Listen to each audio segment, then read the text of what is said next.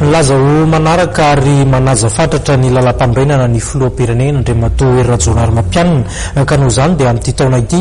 no anatanterahana ny fifidianana filoham-pirenena tsy andanin'izay nefa nilaza ihany koa ny filoham-pirenena fa dia ny lalam-panorenana ihany no ahafahana manaraka ny fifidianana izany hoe ampifanarahana lalam-panorenana misy eto Madagasikara hoy izy ny fifidianana izay kasaina ho tanterahana.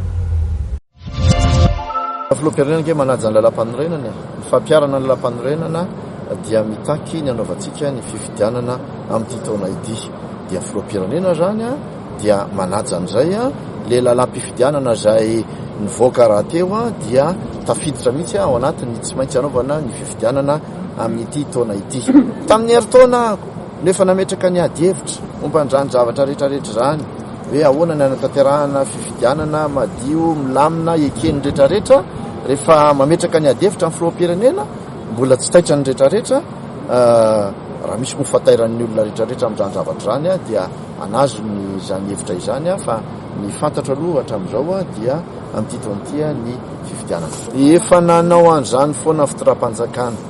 ny hevitra zay napetraka ny filoham-pirenena, ny vina zay napetraka ny filoham-pirenena, ny asa zay nitanterahany filoham-pirenena hatramin'izao dia tafiditra mihitsy amin'izany le hoe refondation ny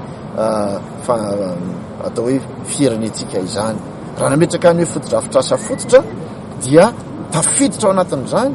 lay foto-kevitra ny hoe fitsinjarana ny fampandrosoana maneran'ny faritra era Madagasikara efa refondation nge izany zavatra zany. Raha miteny aho hoe ny ametrahana n'izao angovo zao mba hisitrahany malagasy rehetrarehetra tafiditra ao anatin'ny foto-kevitry le hoe refondation nge izany zavatra zany.